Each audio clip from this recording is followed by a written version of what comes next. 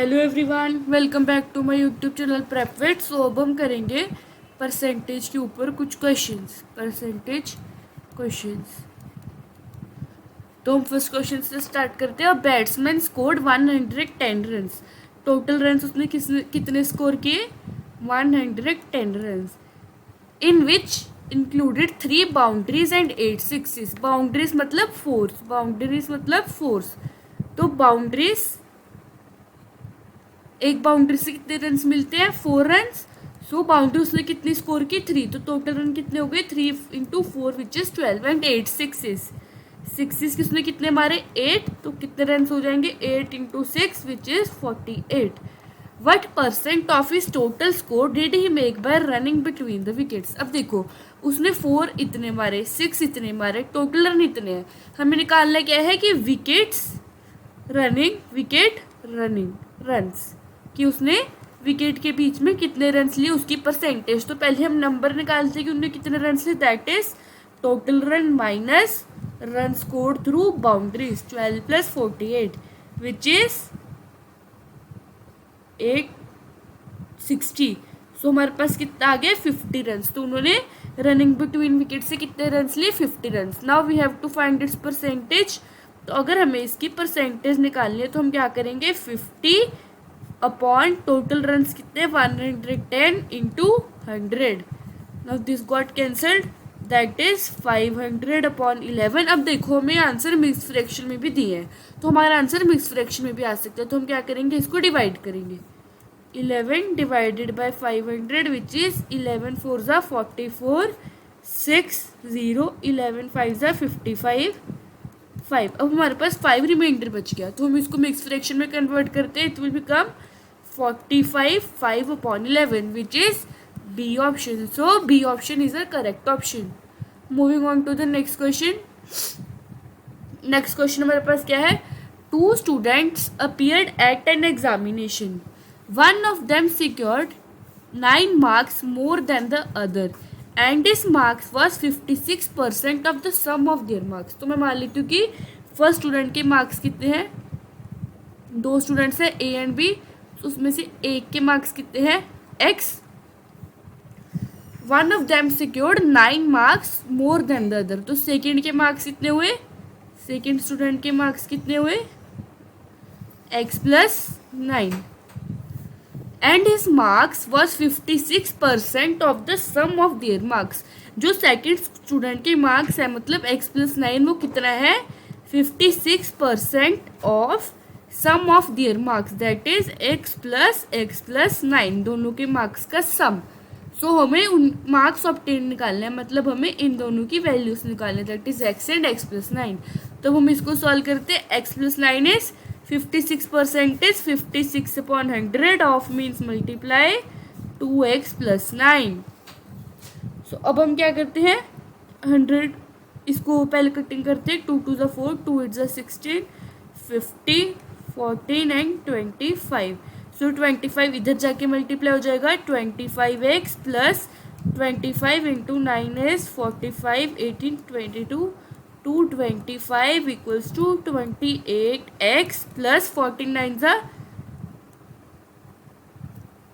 126, 49 ज़ा 126। तो अब हम इसको सॉल्व करते हैं। ये क्या बन गया हमारे पास? 28X minus 25X is 225 minus 126 which is 3X is 9 and 9. So X is 99 by 3. That is we have X is equals to 33. X हमारे पास क्या आ गया? 33. So फर्स्ट स्टूडेंट के मार्क्स हमारे पास क्या आ गए? 33। तो सेकेंड के क्या होंगे? 33 plus 9 which is 42. So C option is the correct option. 42 and 33. Now moving on to the next question. If A is X% of Y, A हमारे पास क्या है? X% of Y, that is X by 100 of Y। So ये क्या बन गया? XY upon 100। And B is Y% of X, B is Y% of X, that is Y by 100 into X which is YX upon 100। So these two are same. So इन्होंने क्या पूछा, A is smaller than B, A B से छोटा है नहीं, ये option A हो सकता है क्योंकि ए और बी क्या है हमारे पास इक्वल है, A equals to B. A is greater than B, no. Relationship between A and B can not be determined, no. इसका मतलब है कि हम नहीं बता सकते, पर हमें तो पता है कि वो दोनों इक्वल है। If X is smaller than Y then A is greater than B, ये भी नहीं हो सकता। उन्होंने बोला कि अगर एक्स वाई से छोटा हो जाता है तो ए बी से बड़ा हो जाएगा, नहीं, वो फिर भी सेम रहेंगे क्योंकि एक्स और वाई की वजह से दोनों इक्वेशन में सेम रहेगी। नन ऑफ दिस, तो इसका ऑप्शन क्या होगा, E option, none of this. अगर हमें इसमें ये ऑप्शन दिया होता कि A will be equal to B, so ये हमारा करेक्ट ऑप्शन होता, पर हमें ये ऑप्शन नहीं दिया है, so it's answer will be none of these, E option. Now moving on to the next question. Next question हमारे पास क्या, what percentage of numbers from 1 to 70, now we have 70 numbers starting from 1 to 70 have 1 or 9 in the units digit। अब units digit क्या होती है, पहले digit. मेरे पास कोई भी नंबर है 2 4 8 2, तो उसकी यूनिट डिजिट क्या होगी, फर्स्ट वाली digit. Okay, once please. So हमने देख लिया कि ऐसे कितने नंबर्स हैं 1 to 70 के बीच जिनकी यूनिट डिजिट मतलब एंड में क्या आता है 1 और 9। तो हम लिखते हैं इसको 1 9 11 19 21 29 31 39 41 49 51 59 61 एंड 69। तो हम इसको काउंट करते हैं, कितने हो गए, 1 2 3 4 5 6 7 8 9 10 11 12 39 14। सो अब हमें क्या निकालना है, परसेंटेज ऑफ नंबर्स निकालनी है, परसेंटेज ऑफ नंबर्स। तो ये क्या आएगा 14 जिनके एंड में आता है, डिवाइड बाय टोटल कितने हैं 70 इंटू 100, ये 0 से 0 कैंसिल हो गया, 7 2 दैट इज 20%। तो कितने परसेंट आए, 20%। So C option is our correct option, 20%। Now moving on to the next question. Next question हमारे पास क्या है, two numbers A and B, हमारे पास दो नंबर है A and B such that 5% of A, 5% of A and 4% of B, and का मतलब है plus 4% of B is 2/3 of sum of 6% of A plus 8% of B. अब हमें क्या निकालना है, इनका सम निकालना है विच इज 5/100 ए। हमें क्या निकालना है, ए बाई बी की रेशियो, मतलब हमें ए बाई बी की वैल्यू निकालनी है, plus 4/100 B equals to 2/3 into 6 into 6/100 A plus 2/3 into 8/100 B. हमें इसकी वैल्यू निकालनी है। सो हम क्या करते हैं, इसको सिंपलेस्ट फॉर्म में कन्वर्ट करते हैं। 5 1 ज़ा 5 20, 4 1 ज़ा 4 25, here it will go 2 2 ज़ा 2 5 ज़ा 10 50, here 25, here it goes for 50 and 25 and 4। So हमारे पास सिंपलेस्ट फॉर्म में कन्वर्ट करके क्या बन गया, 1/20 A plus 1/25 equals to a/25 plus 4/75 B. So हम क्या करते हैं, दोनों साइड्स का एलसीएम लेते हैं। सो 20 एंड 25 का एलसीएम लेते हैं, क्या आएगा हमारे पास, 5 4 ज़ा 20, 5 5 ज़ा 25, 5 4 which is 25 into 4 is 100। So 5a plus 4b upon 100 equals to, इसका एलसीएम लेते हैं 25 एंड 75 का, गोस फॉर 5 25, 5 1 ज़ा 5 2 1 3 एंड 3 1, 5 5 ज़ा 25 एंड 25 3 ज़ा 75। सो 3a plus 4b upon 75। Now अब इसको अब सिंपलेस्ट फॉर्म में कन्वर्ट कर देते हैं। दिस गोस फॉर 25 4 ज़ा 100 एंड 25 3 ज़ा 75। Now 5/4a minus a equals to 4/3b minus b। a वाली टर्म्स को a वाली साइड ले गए और b वाली टर्म्स को b वाली side. So this becomes 5a minus 4a/4 equals to 4b minus 3b/3। So a/4 equals to b/3। that is a upon b equals to 4/3. That is a ratio b equals to 4/3, which is D option. So D option is the correct option. Now moving on to the next question. Next question हमारे पास क्या है? In an election between two candidates के बीच election हो रहा है. One got 55% of the total valid votes. जितने valid votes थे उसमें से 55% एक को मिले. 20% of the votes were invalid. 20% क्या थे? इनवैलिड थे. If the total number of votes for 7500, the number of valid votes that the other candidate got. तो हम पहले क्या करते हैं कि हमें इनवैलिड वोट्स की परसेंटेज दिया है तो हम उसका नंबर निकाल लेते हैं. There will be number of invalid votes. Number of invalid votes. तो हमारे पास नंबर ऑफ इनवैलिड वोट्स में क्या आ जाएगा? 20% हमें इनवैलिड दिया है. दैट इज 20% ऑफ कितना? 7500. So this 2 zeros cancel with this 0. That is 1500 votes are invalid. 1500 votes are invalid. Okay. So हमारे पास वैलिड वोट्स कितने बचे? वैलिड वोट्स कितने बचे? टोटल हमारे पास 7500 थी, उसमें से अगर 1500 माइनस कर देंगे so we are left with 6000 votes, जो कि हमारे पास क्या है? वैलिड वोट्स है 6000. नाउ अगर फर्स्ट कैंडिडेट को 55% वैलिड वोट्स मिले, फर्स्ट कैंडिडेट को कितने परसेंट वैलिड वोट्स मिले? 55%. तो सेकेंड कैंडिडेट को कितने मिलेंगे? सेकेंड कैंडिडेट को कितने मिलेंगे? 100 माइनस 55 दैट इज 45%. तो उसको कितने परसेंट वोट्स मिलेंगे? 45%. But we have to find the number of votes. तो हम क्या करेंगे? 45% ऑफ 6000, क्योंकि वैलिड वोट्स कितने हैं? 6000. तो भी फाइंड करते हैं 45/100 into 6000. These 2 zeros cancel with these 2 zeros. We have 45 into 6 is 2700 votes.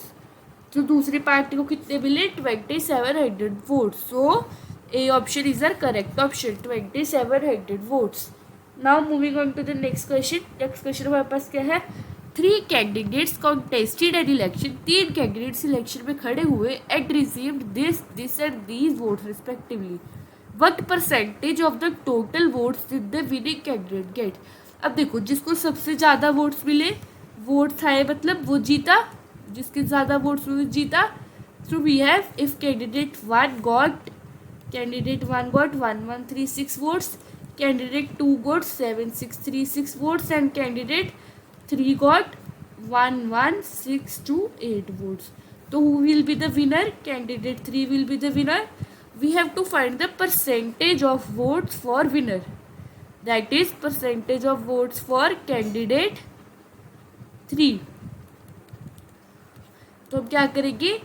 Votes, number of votes of candidate 3 divided by total number of votes, and to find the percentage we multiply it by 100%. Okay. तो अब हम क्या करते हैं? इसमें values put करते हैं. Number of votes of candidate 3 हमारे पास क्या है? 11628 डिवाइडेड बाय टोटल क्या है? हम इन तीनों को प्लस करते हैं. It is 12 and 8 is 22, 3 3 6 10, 6 6 12 14. This is 7 8 9 10 2. So total number of votes are 202 20400 into 100. So these 2 0 cancel with these 2 0. 4 5s are 28, 4 1s are 4, and this is 4 2s are 8, 4 9s are 36, 0 4 7s are 28. Now this will go to 51 will 33 से 39, 34 से 52. अब हम इसको सीधा divide करते थे. 51 divided by 2907 that is 5 25 and 6 पे करते हैं. 6 5 30, so it will go up to 5 255 minus 8 10 5 3 357. So we will multiply it by 7, 35, 57, 357, 0. So हमारे पास आंसर क्या आ गया 57%. So A option is the correct option, that is 57%. Now moving on to the next question. Next question हमारे पास क्या है. Gauri went to the stationaries and bought things worth ₹25. Total कितने पैसे का वो सामान लेके आई ₹25. आउट ऑफ विच 30 पैसे went on sales tax on taxable purchases. जिसमें से अपने टैक्सेबल परचेसेस पे कितने पैसे स्पेंड किए 30 पैसे. 30 पैसे that is 3/10 rupees. If the tax rate was 6% और हमारे पास टैक्स रेट क्या है 6%, then what was the cost of tax free items. अब हमें निकालना क्या है टैक्स फ्री आइटम्स की कॉस्ट. टैक्स फ्री आइटम्स की कॉस्ट निकालनी है. तो इसके लिए अब हम क्या करेंगे वी अमाउंट टैक्सेबल परचेज. तो हमने लेट कर लिया. Let amount for taxable purchase हमारे पास क्या है एक्स है कि वो टैक्सेबल परचेज पे कितना अमाउंट स्पेंड करके आई एक्स अमाउंट स्पेंड करके आई. और हमारे पास टैक्स रेट कितना दे रखा है 6, that is 6% of x will be equal to 30 पैसे. Okay that is 3/10. तो वो कितना अमाउंट स्पेंड करके आई 30 पैसे. कितने परसेंट पे 6% पे अगर उसको टैक्सेबल वाला आइटम्स मिल रहे हैं. So this hundred gots cancel with this hundred. So x is 5. तो हमारे पास कितना आ गया ₹5. Okay so now we have to find the cost of non taxable, that is cost of tax free items.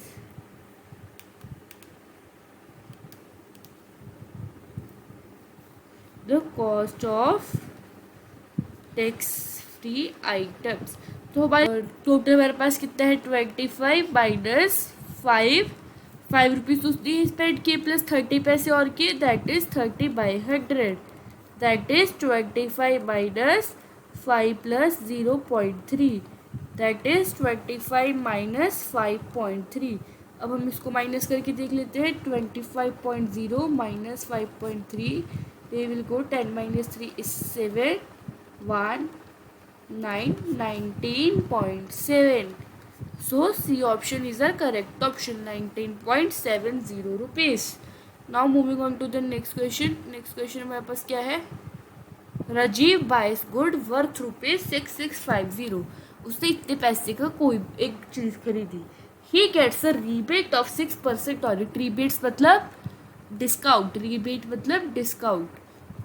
पहले अब देखते हैं कि उसको वो चीज़ पड़े कितने की. टोटल वर्थ कितनी है 6650 रुपीज़.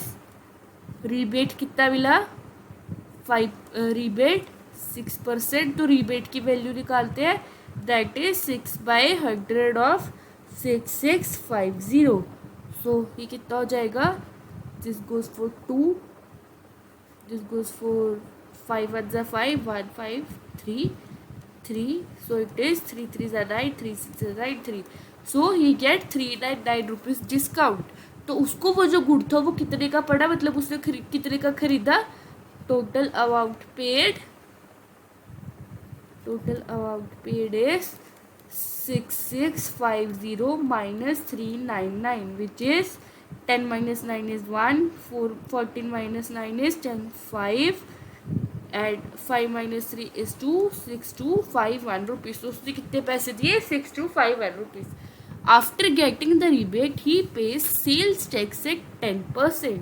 अब उसने क्या दिया इसके बाद सेल टैक्स दिया. सेल्स टैक्स कितना परसेंट दिया 10%. Find the amount he have. तो हमें इसका क्या करना है अमाउंट निकालना है कि उसने टैक्स लगने के बाद कितना अमाउंट एग्जैक्टली पे किया. ओके तो हम क्या करते हैं, सेल टैक्स हमें पता है पूरे अमाउंट पे लगता है. तो 10% ऑफ 6251. तो क्या हो जाएगा 10/100 of 6251. This 1 0 cancel, that is 625.1 rupees. तो उसने टैक्स के कितने पैसे दिए 6251.1।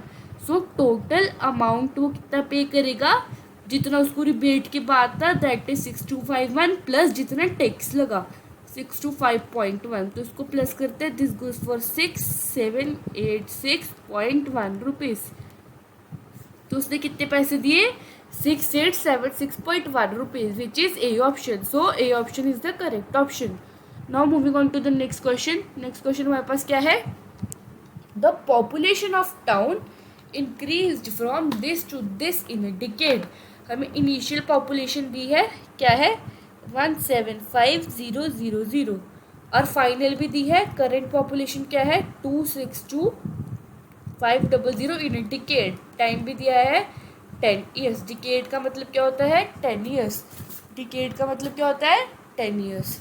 The average percentage increase of population per year, हमें परसेंटेज इंक्रीज पर ईयर निकालना है। तो हम क्या करते हैं, पहले हम चेंज फाइंड करते हैं। परसेंटेज का फॉर्मूला क्या होता है, change upon initial into 100, change upon initial into 100%। सो पहले हम चेंज निकालते हैं। चेंज के लिए क्या होगा हमारे पास, final population minus initial population that is 262,500 minus 175,000 which become 005,718। So change कितना आ गया 87500। सो परसेंटेज इंक्रीज हमारे पास क्या होगा 87500 डिवाइडेड बाय इनिशियल पॉपुलेशन कितनी है 175,000 into 100। these 2 zeros get cancelled and these 1 zero get cancelled। इसको 5 पे डिवाइड करते हैं, 5 3 ज़ा 15, 5 5 ज़ा 25, 5 1 ज़ा 5, 5 7 ज़ा 35, 5 5 ज़ा 25 and 0 again, 5 7 ज़ा 35, 5 6 ज़ा 15, 5 5 ज़ा 25, 0 again for 7 50। so 50। Okay, but now ये तो आ गया हमारे पास 50%। अब क्या हो गया इन ए डिकेड, उन्होंने हमें कितना टाइम दिया, ये तो हो गया 10 ईयर्स में। अब हमें एवरेज किसकी फाइंड करनी है, per year, average per year. तो क्या आएगा 50 डिवाइडेड बाई 10 विच इज 5%, क्योंकि हमें पर ईयर पूछा और डिकेड का हमें टाइम दिया that is 10 years. So B option is our correct option 5%। So these are some questions और परसेंटेज। होप सो आपको समझ आया होगा। Thank you.